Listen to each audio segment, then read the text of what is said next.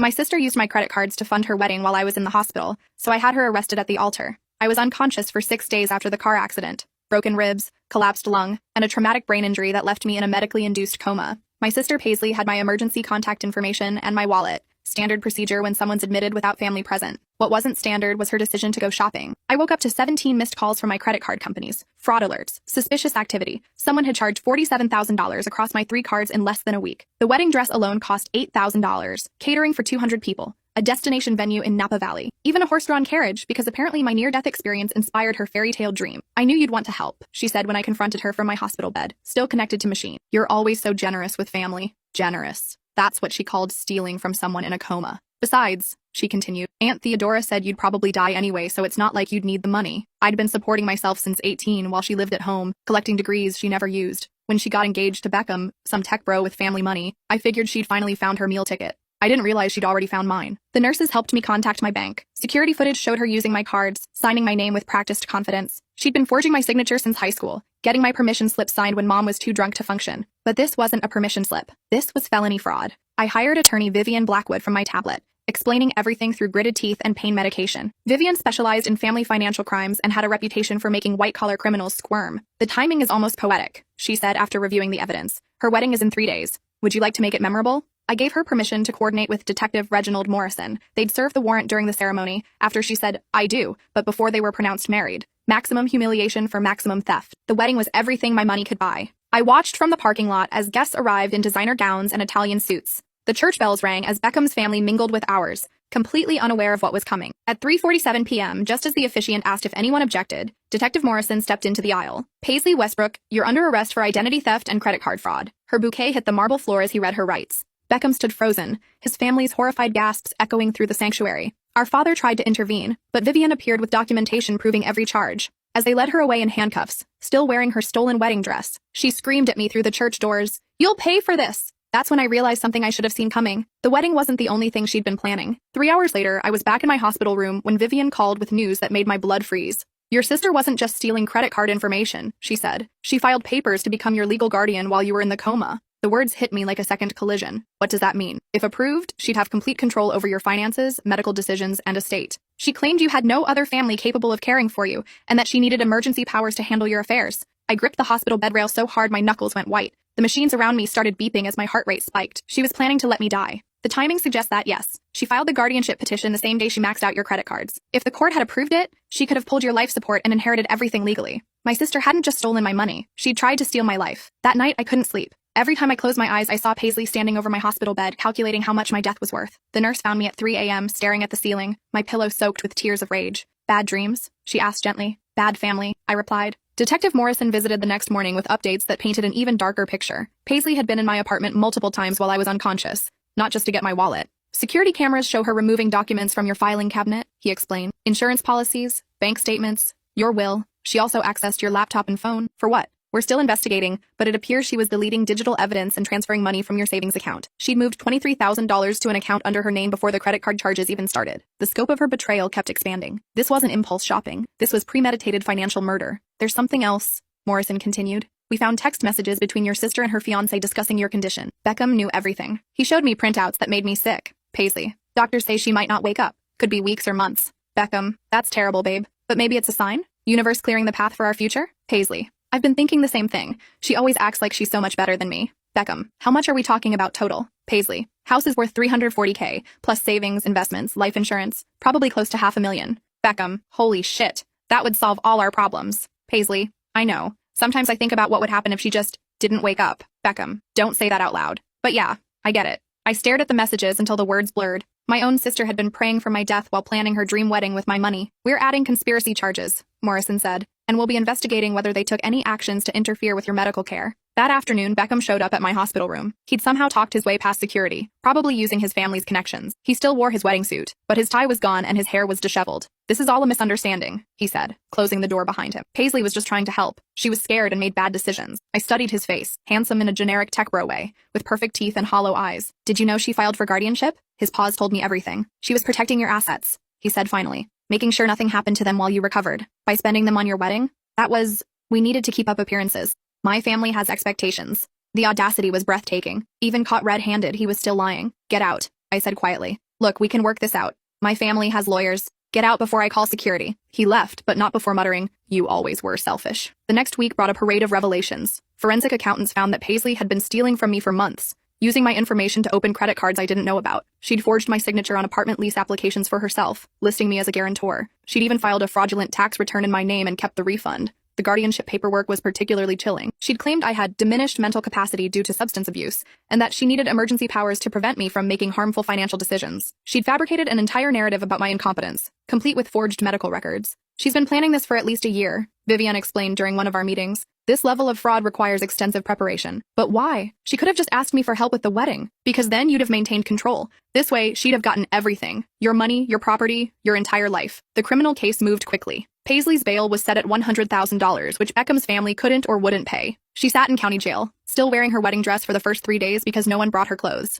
Local news picked up the story. Sister arrested at altar for stealing from coma patient. Became a viral sensation. The church tried to distance themselves from the scandal, but videos of her arrest had already spread across social media. I received dozens of messages from strangers sharing their own stories of family betrayal. Apparently, siblings stealing from hospitalized relatives was more common than I'd ever imagined. Dad finally visited after a week of silence. He looked older, smaller somehow, as if discovering his daughter's true nature had physically diminished him. "I don't understand how this happened," he said, slumping in the visitor's chair. "She was always the sweet one. Sweet doesn't steal $50,000 from her unconscious sister. She says you're exaggerating, that it was just a loan." "A loan? Did she ask permission? Did she sign any paperwork? Did she even tell me she was taking the money?" Dad's silence was answer enough. "She also filed papers to become my guardian so she could control my medical care," I continued. "Did she mention that part?" His face crumpled. "That's not possible." I showed him the legal documents, watched him read Paisley's sworn statement that I was mentally incompetent and financially irresponsible, watched him realize that his sweet daughter had been prepared to let me die for inheritance money. "Jesus Christ," he whispered. "She's not the person you think she is, Dad. She's not the person any of us thought she was." The arraignment was a circus. Paisley appeared in an orange jumpsuit,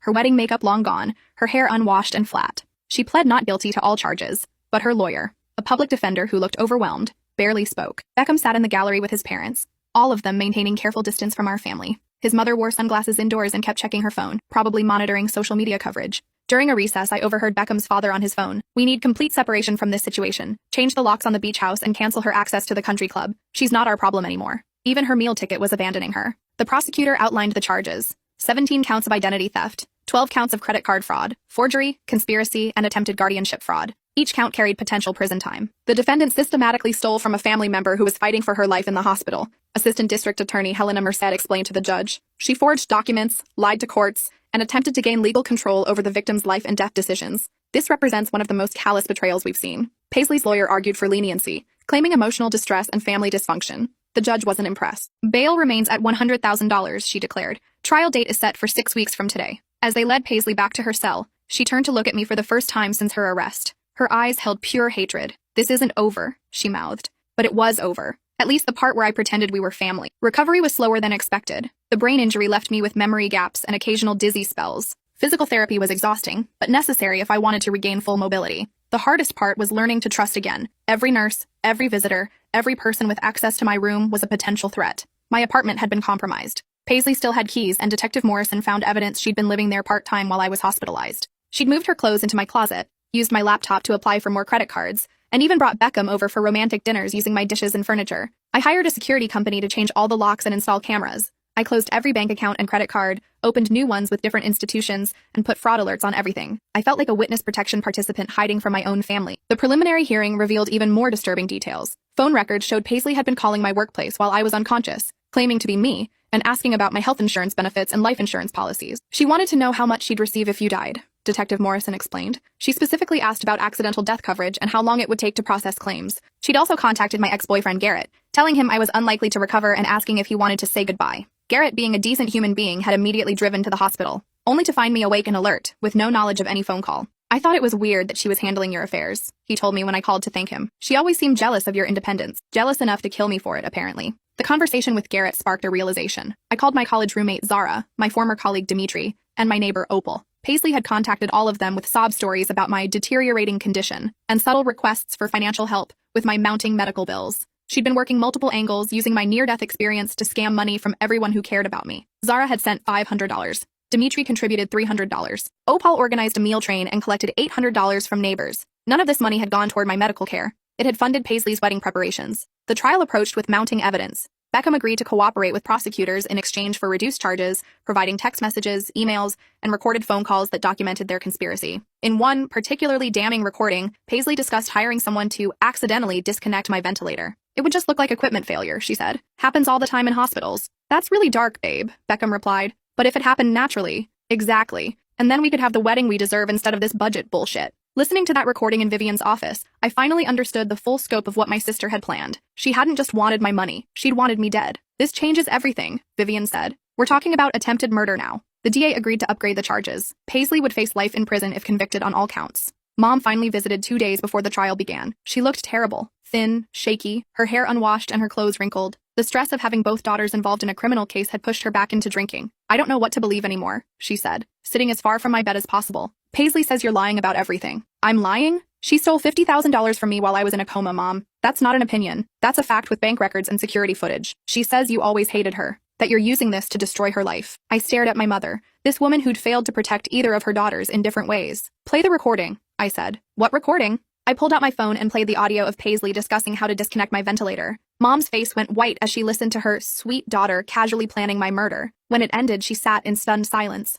She was going to kill me, Mom. Your daughter was going to kill your other daughter for money. Mom started crying, big, ugly sobs that shook her whole body. I failed you both, she whispered. I was so drunk, so absent. I didn't see what was happening. You didn't make her a sociopath, I said. But you did enable her. What do I do now? You testify truthfully at her trial, and then you get sober. The trial lasted 8 days. I testified on day 3, walking the jury through the timeline of discovery, waking up to fraud alerts, finding my apartment violated, learning about the guardianship petition. Paisley's defense attorney tried to portray her as a loving sister overwhelmed by family crisis, but the evidence was too substantial. Bank records don't lie. Security footage doesn't have emotions. Recorded phone calls planning murder don't show sisterly concern. Beckham's testimony was devastating. He detailed their conversations about my condition, their relief when doctors said I might not recover, their excitement about inheriting my assets. He broke down crying when prosecutors played his voice saying, "Sometimes I wish she'd just die already. I never meant it," he sobbed on the witness stand. I was just stressed about money. Stressed enough to plan her death? The prosecutor asked. We weren't actually going to do anything. It was just fantasy. Fantasy that included researching how to disconnect life support equipment. Beckham's silence condemned them both. The most shocking testimony came from Dr. Cornelius Hammond, my neurologist.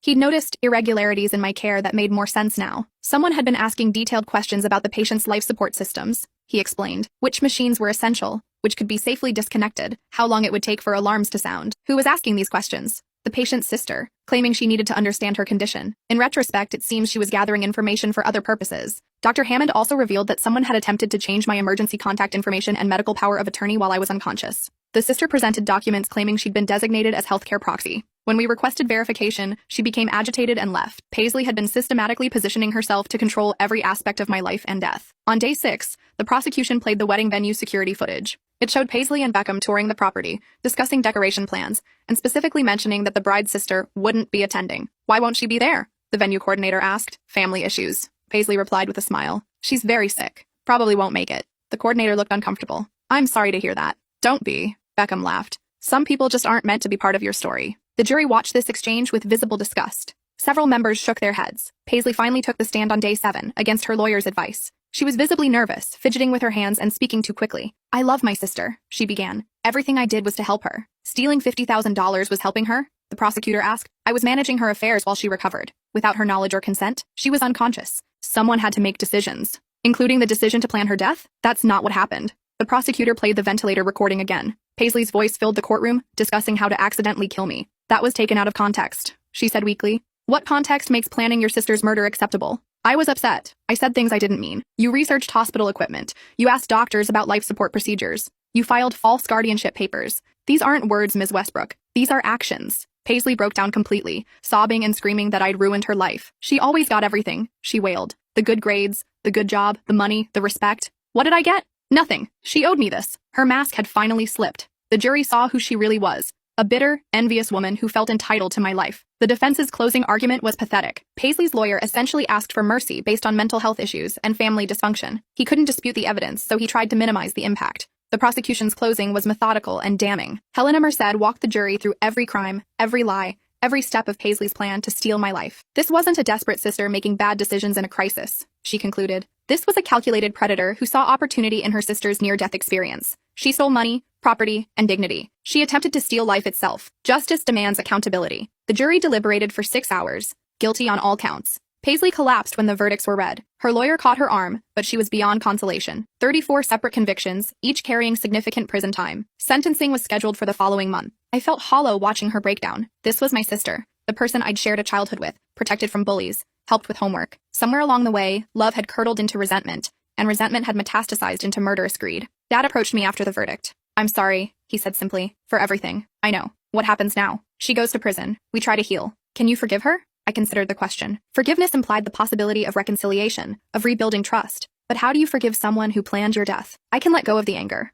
I said finally, "but I can't pretend she's still my sister." The sentencing hearing was smaller, just family, lawyers, and a few reporters. Paisley wore an orange jumpsuit and looked completely defeated. Her hair had grown out, showing dark roots beneath the blonde highlights she'd maintained for Beckham. Speaking on her own behalf, she offered a hollow apology. "I made terrible mistakes," she said, reading from prepared notes. "I let stress and fear cloud my judgment. I never intended to hurt anyone." Even her remorse felt calculated. I was allowed to give a victim impact statement. I'd written and rewritten it dozens of times, trying to capture the scope of betrayal without sounding vindictive. "Your Honor," I began, "my sister didn't just steal money from me. She stole my sense of safety, my ability to trust, my faith in family bonds. While I was fighting for my life, she was planning my death. While doctors worked to save me, she researched how to kill me. While I trusted her with my emergency contacts, she used that access to violate every boundary." I looked directly at Paisley. "I will recover from the car accident. I will rebuild my finances. But I will never recover from learning that my own sister saw me as worth more dead than alive." Judge Franklin Ashworth had presided over thousands of cases, but even he seemed shaken by the evidence.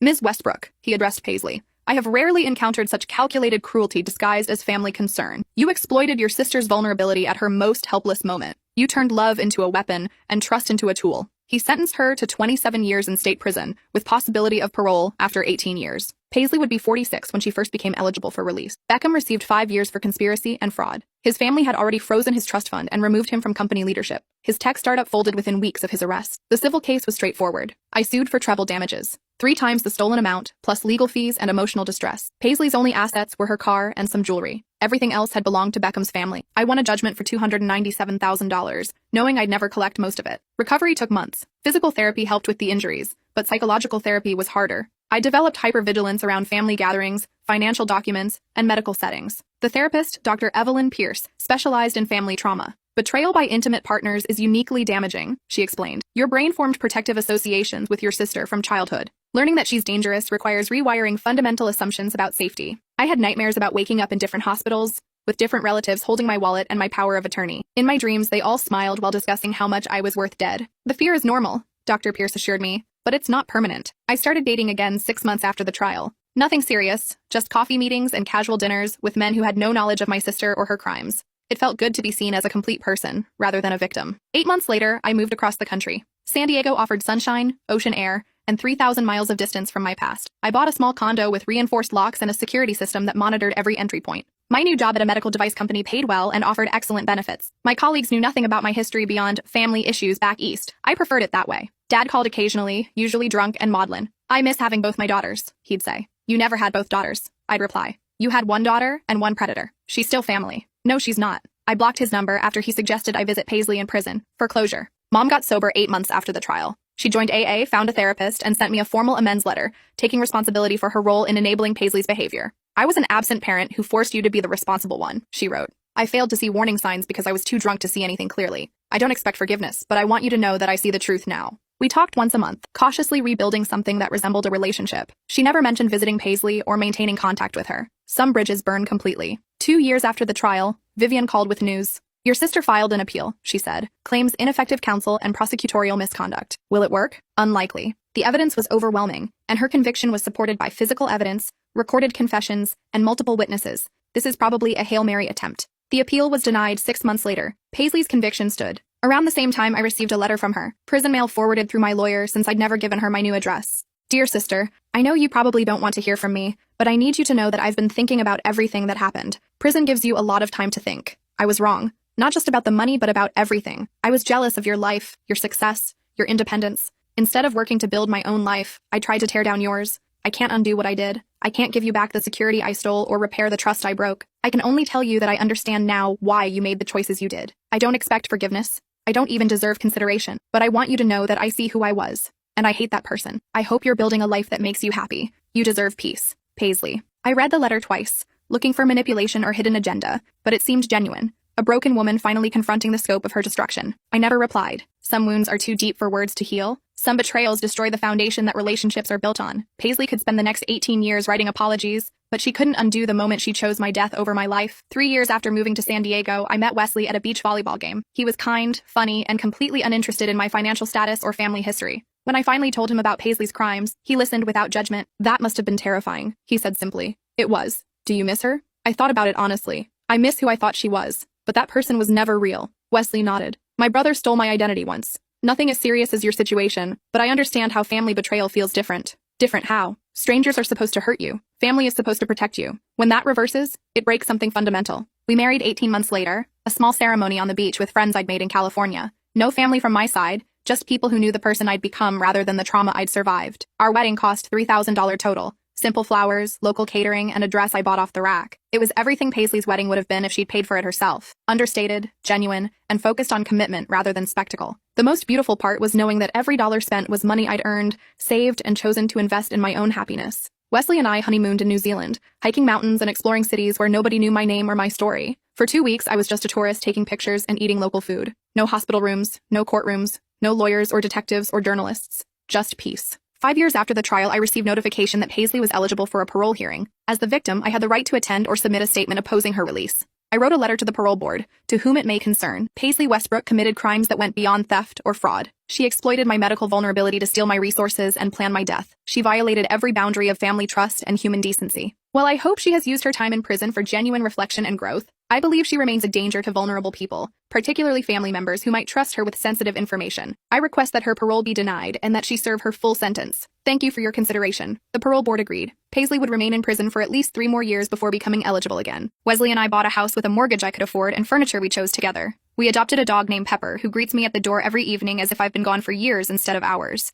We host dinner parties for friends, travel when we can afford it, and live quietly without drama or crisis. This is what Paisley never understood. Happiness doesn't require destroying someone else's life. Success doesn't demand someone else's failure. Love doesn't need theft to sustain itself. I still have security cameras and redundant locks. I still review bank statements obsessively and maintain separate accounts Wesley doesn't have access to. Some caution is healthy after surviving predatory family, but I also have trust again. Carefully given, constantly earned, but genuine nonetheless. 6 years after the trial, Dad died of liver failure. His drinking had accelerated after losing one daughter to prison and the other to justified estrangement. I attended his funeral. A small service with Aunt Theodora, some work colleagues, and a handful of old friends. Paisley was granted compassionate leave to attend under heavy guard. She wore civilian clothes instead of prison uniform, but the handcuffs and ankle monitor made her status clear. We didn't speak. I watched her cry over Dad's casket. Genuine tears for a relationship she'd destroyed through her own choices. She'd lost everything pursuing money that would have been inherited naturally if she'd simply waited and remained family. After the burial, she approached me hesitantly. Can we talk? She asked. No. No. I walked away before she could finish. Some conversations serve no purpose beyond reopening wounds. Aunt Theodora cornered me at the reception. You're being awfully hard on your sister, she said. Family should forgive family. Family shouldn't steal from family either. She made mistakes. She planned my murder, Aunt Theodora, not mistakes. Attempted murder. Aunt Theodora, who had suggested I'd probably die anyway, had no response to that. I left my childhood hometown after Dad's funeral and never returned. Wesley and I celebrated our 3rd wedding anniversary by taking a cooking class together. We laughed as we burned our first attempt at paella and succeeded brilliantly with our second. That evening, we ate dinner on our patio while Pepper chased fireflies in the yard. Any regrets? Wesley asked. About what? Having your sister arrested, cutting contact with family, moving across the country. I considered the question seriously. 3 years of marriage had taught me to trust his genuine curiosity about my thoughts and feelings. None, I said finally. Every choice I made protected my life and my future. Even when it was hard? Especially when it was hard. Wesley reached across the table and took my hand. I'm proud of you, he said, for surviving everything and building this life. We built this life, you built the foundation. I just added to the structure. That night, lying beside my husband in our own home with our dog sleeping at the foot of our bed, I realized something important. Paisley had failed. She'd tried to steal my money, my property, my health, and my life, but she couldn't steal my resilience, my capacity for love, or my ability to build something beautiful from broken pieces. I was 34, happily married, financially stable, and surrounded by people who valued me for who I was rather than what I owned. The life I'd built was mine entirely, earned through my own work, protected by my own choices, shared with people who respected rather than exploited me. Paisley was 32, serving 27 years in state prison for attempting to murder her sister for inheritance money. She'd lost her freedom, her reputation, her relationship, and her family. Everything she'd wanted to steal from me, she destroyed for herself. Justice wasn't just about punishment. Justice was about restoration, returning to victims what criminals had tried to take. Paisley couldn't return my sense of safety or family trust, but I found safety in different ways and built family from chosen connections rather than blood obligations. 7 years after the trial, I received a call from Detective Morrison. "Your sister is up for parole again," he said. "Thought you should know. Are they likely to grant it?" "Doubtful. She's had disciplinary issues in prison, fighting with other inmates, contraband possession, attempting to manipulate guards. The pattern suggests she hasn't changed much." I wasn't surprised. People who plan their sister's murder for money don't typically develop empathy through incarceration. "Will you submit another statement?" Morrison asked. "Absolutely." This time, I included documentation of Paisley's prison behavior, emphasizing that her crimes reflected character rather than circumstance. The parole board agreed again. Wesley and I started trying for children around this time. The process was more complicated than expected. My brain injury had caused hormonal irregularities that required medical management. But after 8 months of fertility treatments, I became pregnant. The fear was immediate and overwhelming. What if something happened to me during pregnancy or delivery? What if I became vulnerable again, dependent on others for care and decision-making? What if there were people in my life who might exploit that vulnerability? Dr. Pierce helped me work through these anxieties. "You're not the same person who was hospitalized 7 years ago," she reminded me. "You have different support systems, different legal protections, different awareness of warning signs. But what if? There will always be what ifs. You can't eliminate risk entirely, but you can prepare sensibly and then choose to live fully." I created detailed advance directives specifying my medical wishes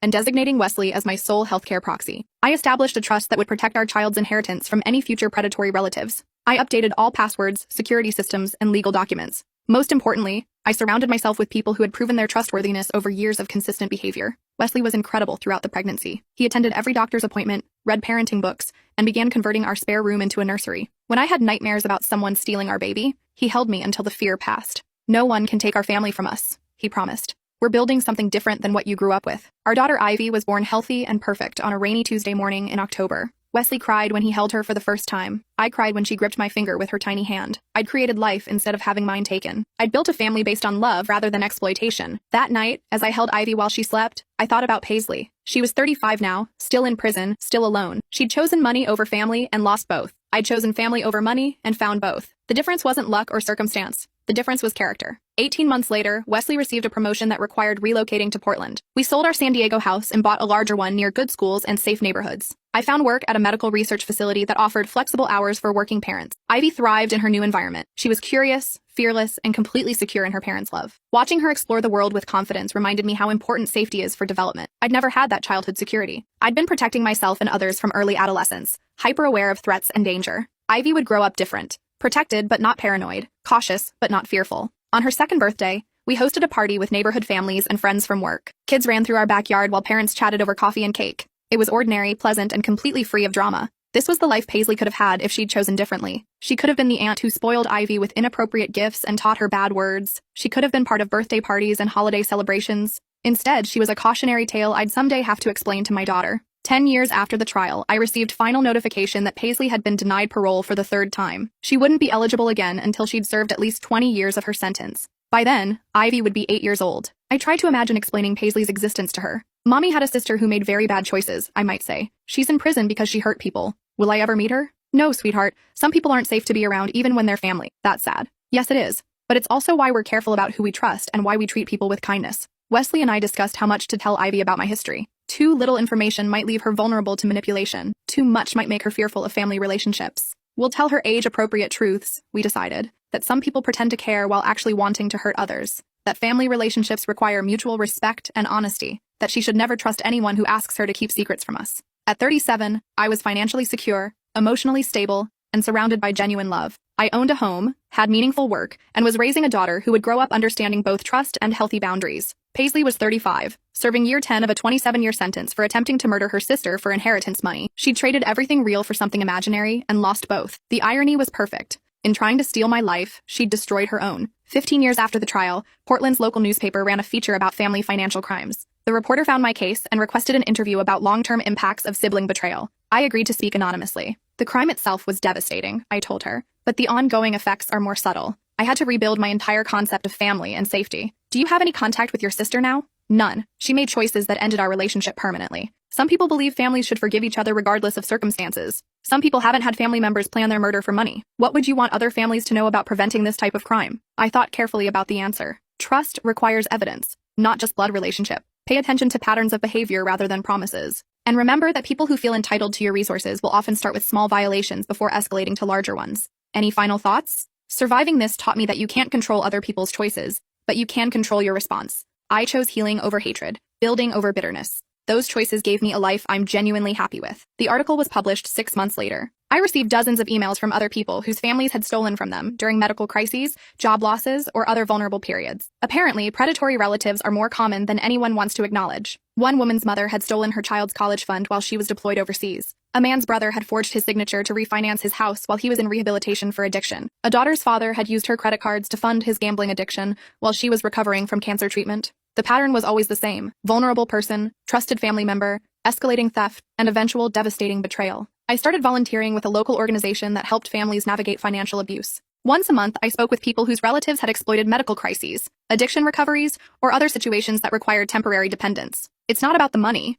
I'd tell them. It's about the violation of trust. Healing requires acknowledging that some relationships can't be repaired. Many struggled with the social pressure to forgive family members. But she's my mother. He's my only brother. They're all the family I have left. Family doesn't steal from you during emergencies, I'd reply. People who exploit your vulnerability aren't family in any meaningful sense. Ivy started kindergarten that year. She was bright, social, and completely unaware that her extended family consisted entirely of chosen friends rather than blood relatives. Her world included Wesley's parents, who visited quarterly and sent birthday cards. It included our neighbors, who hosted barbecues and helped with emergency childcare. It included my colleagues, who became honorary aunts and uncles. She had all the love and support that family should provide, just from sources I'd carefully vetted over years of consistent behavior. Wesley's brother moved to Portland for work and became a regular presence in our lives. Uncle Cameron taught Ivy to play chess and took her hiking on weekends. He was everything an uncle should be: safe, fun, and genuinely invested in her well-being. Watching Ivy with Cameron reminded me what healthy family relationships looked like. They teased each other, shared inside jokes, and respected each other's boundaries. He never asked to borrow money, never pressured her to keep secrets, never made her feel responsible for his emotional needs. This was the family model I wanted Ivy to understand as normal. 20 years after the trial, I received notification that Paisley had died in prison, heart failure at 37. She'd been serving year 15 of her 27-year sentence. The notification came from the Department of Corrections, not family. There was no funeral, no memorial service, no obituary. She'd alienated everyone who might have grieved her death. I felt nothing. Not relief, not sadness, not closure. Just acknowledgement that a chapter of my life was finally, definitively finished. Wesley found me reading the letter in our kitchen. "Everything okay?" he asked. "Paisley died." He sat beside me, taking my hand. "How do you feel about that?" "Empty. Not sad, not happy, just empty." "That makes sense. She stopped being your sister long before she died." I nodded. The woman who'd planned my murder had been a stranger wearing my sister's face. Her death didn't change anything about my life or my relationships. Should we tell Ivy? I considered it. She was 15 now, old enough to understand complex family dynamics. Eventually, when it's relevant to conversations about trust and boundaries, what will you say? That I had a sister who made choices that destroyed our relationship, that she died young because she never learned to build anything healthy. Will you go to any kind of service? No, there's nothing there for me to grieve. That evening, I called Mom. She'd been sober for 21 years and had built a quiet life in assisted living. We talked monthly but maintained careful emotional distance. "I heard about Paisley," she said. "How?" "The prison called me as next of kin. They needed someone to claim her body." "Are you going to?" A long pause. "I don't know. She was my daughter, but she was also a stranger." "You don't owe her anything, Mom. Not after what she did." "I know, but it feels wrong to let the state dispose of her like garbage. She chose to become garbage when she planned my murder." Another pause. "You're right. I keep thinking about the little girl she used to be. That little girl grew up to be a monster. You can mourn who you thought she was without claiming responsibility for who she became." Mom eventually arranged for cremation, but no services. Paisley's ashes went unclaimed. Ivy graduated high school with honors and acceptance letters to 6 universities. We celebrated with a party that included all the family that mattered, chosen friends who'd supported her through years of growth and discovery. She decided to study psychology, inspired by conversations about trauma recovery and family dynamics. "I want to help people like you did," she told me. "People whose families hurt them. That's important work," I replied. "Just remember that healing others can't heal your own past." "I know, but understanding dysfunction helps prevent repeating it." Smart kid. She'd learned lessons at 17 that had taken me decades to understand. At 42, I looked back on 25 years of life after near death and attempted murder. I'd built a career, a marriage, and a family. I'd bought homes, traveled internationally, and contributed to my community. I'd loved deeply, trusted carefully, and protected what mattered. Paisley had traded all of those possibilities for $47,000 and 27 years in prison. She'd died poor, alone, and forgotten by everyone who should have loved her. The arithmetic of our choices couldn't be clearer. Wesley and I renewed our wedding vows on our 20th anniversary. Ivy, now 18 and home from college, served as our witness. The ceremony was simple, just the 3 of us on the beach where we'd honeymooned 20 years earlier. 20 years of building something beautiful together, the officiant said. 20 years of choosing each other every day, Wesley replied. 20 years of proving that love is stronger than fear, I added. Afterward, we had dinner at a restaurant overlooking the ocean. Ivy raised her glass of sparkling cider. To parents who taught me that family is about choice, not obligation. To a daughter who makes us proud every day, Wesley responded. To surviving everything that tried to destroy us and building something better from the pieces, I concluded. We clinked glasses as the sun set over water that stretched beyond the horizon. The future looked limitless. Ivy graduated college with a psychology degree and immediately entered graduate school for family therapy. Her thesis focused on financial abuse between relatives, research that would help thousands of people recognize and escape predatory family relationships. You gave me the topic, she told me, but also the perspective. I know what healthy family looks like because you created it. She was 24 when she got engaged to Marcus, a social worker who specialized in childhood trauma. Their relationship was everything mine with Wesley had been, built on mutual respect, shared values, and genuine affection. At their engagement party, Marcus pulled me aside. Thank you for raising someone who knows how to love without fear, he said. Thank you for being someone worthy of that love. I was 45 at their wedding, watching my daughter marry someone who would protect and cherish her. Wesley walked her down the aisle because he'd been her father in every way that mattered. My mother attended, sober, stable, and proud of the woman she'd helped create despite her early failures. The wedding cost $12,000 total, paid for entirely by money Ivy and Marcus had saved together. Simple flowers,